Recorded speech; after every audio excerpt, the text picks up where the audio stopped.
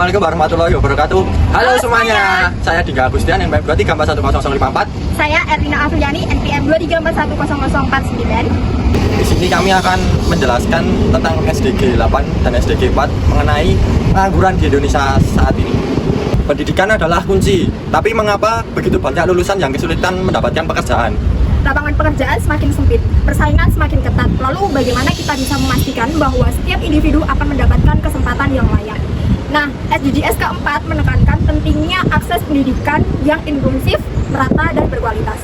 Pendidikan bukan hanya sekedar ijazah, tetapi juga memberikan keterampilan yang relevan dan menciptakan tenaga kerja yang kompeten. Sementara SDGs 8 mendorong pertumbuhan ekonomi dan pekerjaan yang layak. Tapi, bagaimana jika pendidikan dan ekonomi tidak sejalan beriringan? Berikut adalah masalah pengangguran yang ada di Indonesia.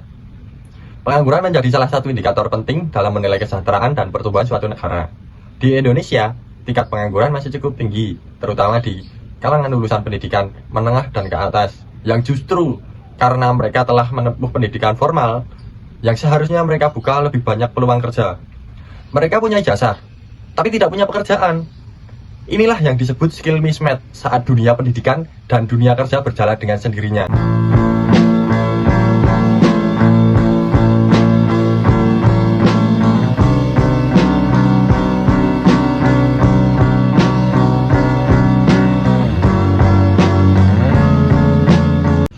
Berikut adalah SDG 4 dan SDG 8.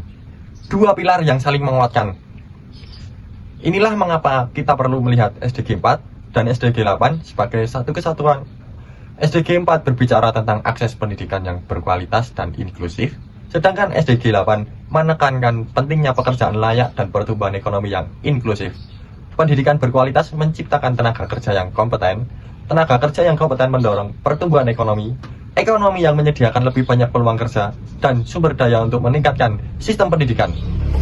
Untuk SDG 4, pendidikan yang berkualitas bertujuan menyediakan akses pendidikan yang inklusif, adil, dan berkualitas bagi semua orang. Poin ini menekankan pentingnya akses pendidikan yang inklusif, merata, dan berkualitas. Namun, tantangan utama di Indonesia adalah kurikulum belum sepenuhnya menyesuaikan dengan kebutuhan dunia kerja atau mismatch. Rendahnya akses pelatihan vokasi dan pendidikan berbasis keterampilan. Masih banyak lulusan yang tidak siap menghadapi tuntutan lapangan pekerjaan. Meskipun angka partisipasi pendidikan meningkat, kualitas dan relevansi pendidikan masih menjadi tantangan besar. Selanjutnya, untuk SDG 8, pekerjaan layak dan pertumbuhan ekonomi, bertujuan menciptakan pertumbuhan ekonomi inklusif hingga memastikan pekerjaan yang produktif dan layak bagi semua orang. Poin ini menekankan pentingnya menciptakan pekerjaan yang produktif dan layak bagi semua. Namun, kenyataannya, banyak pekerjaan yang tidak sesuai dengan keahlian lulusan. Tingkat pengangguran terbuka masih tinggi di kalangan pemuda. Pertumbuhan ekonomi belum mampu menyerap tenaga kerja secara optimal.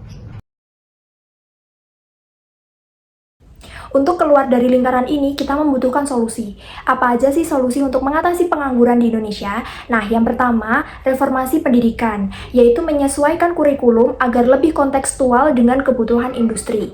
Kemudian, memperkuat pendidikan vokasi, SMK, dan politeknik berbasis praktik. Selanjutnya, mendorong kolaborasi antara dunia pendidikan dengan dunia usaha.